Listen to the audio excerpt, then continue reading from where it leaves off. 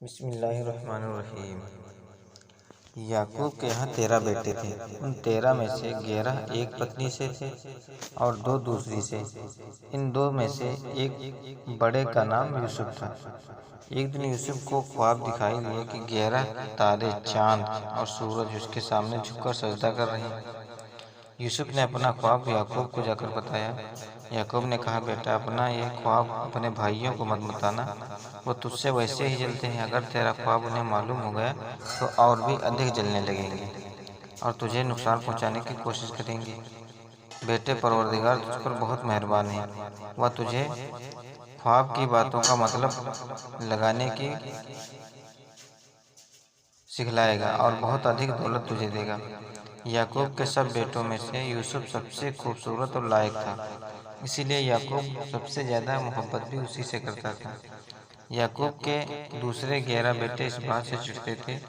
उन सब ने एक दिन याकूब से कहा, अब्बाजान, हम सब जंगल में खेलने जा रहे हैं और फल खाना चाहते हैं। आप यूसुफ को भी साथ में भेज दीजिए। पहले तो याकूब अलैहिस्सलाम ने मना किया, लेकिन उन सब बहुत जिद की तो यूसुफ अलैहिस्सलाम को उनके साथ भेज दिया। जंगल में जाकर 11 बेटों ने यूसुफ को एक अंधेरे कुएं में धकेल दिया और घर आकर अपने बाप से कहा, अब्बाजान, हम जंगल में कबड्डी खेल रहे थे और यूसुफ को कपड़ों के पास बैठा रखा था कि एक भेड़िया आया और उसे उठा ले गया। यह सुनकर याकूब बहुत ही दुखी हुए, लेकिन अब किया क्या जा सकता। उधर मिस्र के सौदागरों का एक काफिला उस जंगल से गुजरा जिसमें यूसुफ एक अंधेरे कुएं में पड़ा हुआ था। सौदागरों का बिस्ती कुएं से पानी लेने गया। यूसुफ डोल में चढ़कर कुएं से बाहर निकल गया। काफिले वालों ने यूसुफ को अपने साथ छुपाकर उसे ले जाना चाहा, लेकिन तभी खबर यूसुफ के भाइयों तक पहुंच गई। वे सौदागरों के पास आए और उन्होंने यूसुफ को बहुत सस्ते दामों में ही उनके हाथों गुलाम बनाकर बेच दिया। वह उसे अपने साथ ले गए। मिस्र में पहुंचने पर वहां के बादशाह ने सौदागरों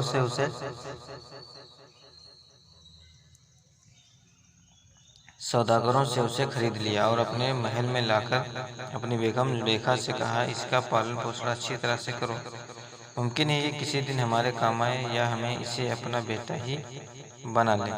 मिस्र के बादशाह के महल में रहते रहते यूसुफ जवान हुआ तो बेगम जुलेखा उस पर मोहित हो गई। एक दिन उसने मकान के दरवाजे बंद कर दिए और अपनी इच्छा यूसुफ पर पूरी करनी चाहिए। बेगम की बात सुनकर यूसुफ बहुत घबराया और उसने खुदा से इबादत की कि मेरे दीन को बचाओ। यूसुफ अलैहिस्सलाम बेगम के प्रेम जाल से बचने के लिए महल से बाहर निकलने लगा तो जुलेखा उसके पीछे भागी और उसका कुर्ता पकड़कर खींचने लगी, लेकिन यूसुफ अलैहिस्सलाम नहीं रुके और उनका कुर्ता फट गया। तभी बादशाह अजीज दरवाजे के पास आ गया। अजीज को देखते ही जुलेखा ने कहा, जो शख्स तुम्हारी बीवी को बुरी नज़र से देखे उसकी सजा यही है कि उसे कैद में डाल दिया जाए। यूसुफ अलैहिस्सलाम ने अजीज से कहा, मैंने नहीं, इन्हीं ने मुझे बुरी नज़र से देखा है। इसका सबूत है कि मुझे रोकने के लिए इसने मेरा कुर्ता भी फाड़ दिया। बादशाह ने कहा, चलो इसी बात पर फैसला रहा। अगर कुर्ता सामने से फटा होगा तो यूसुफ की बदकारी है, पीछे से फटा होगा तो जुलेखा की नीयत खराब थी। जांच करने पर पता चला कि कुर्ता पीछे से फटा था। अजीज ने जुलेखा को डांट कर कहा, औरत, सब बदकारी तेरी ही है, तो यूसुफ अलैहिस्सलाम से माफ़ी मांग। जुलेखा ने माफ़ी मांग ली। शहर भर की औरतों में ये बात फैल गई कि जुलेखा अपने गुलाम से नाजायज ताल्लुक़ रखना चाहती हैं। जुलेखा ने यह बात ताने सुनी तो एक महफिल का इंतजाम किया और उसमें उन ताना देने वाली सभी औरतों को बुलाया। जब सब आ गईं तो फल तराशने के लिए एक छुरी उन सब के हाथों में दे दी और उसी वक्त यूसुफ को वहां बुलवाया। यूसुफ अलैहिस्सलाम की खूबसूरती को देखकर वह सब एकटिक उसकी तरफ देखती रह गई और उन्होंने छुरियों से अपनी उंगलियां काट ली। वे सब कहने लगी, या अल्लाह, ये तो इंसान नहीं है, कोई फरिश्ता है। इस बात पर जुलेखा ने कहा, यही तो है वो जिसके बारे में तुम मुझे ताने देने चली थी। यूसुफ अलैहिस्सलाम बेकसूर साबित हो जाने के बाद भी बादशाह अजीज ने उसे बेगम की निगाहों से दूर रखने के लिए यही मुनासिब समझा कि यूसुफ को कुछ समय के लिए जेल में डाल दिया जाए, और उसे जेल में डाल दिया गया। यूसुफ के साथ 2 आदमी और जेल खाने में दाखिल हुए।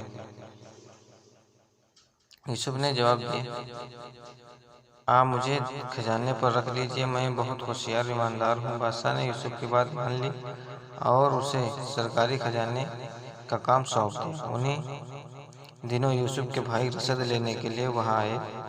यूसुफ को ना पहचान सके, लेकिन यूसुफ इस्लाम ने उन्हें पहचान लिया। फिर अपने छोटे भाई और माँ बाप को भी अपने पास ही बुला लिया।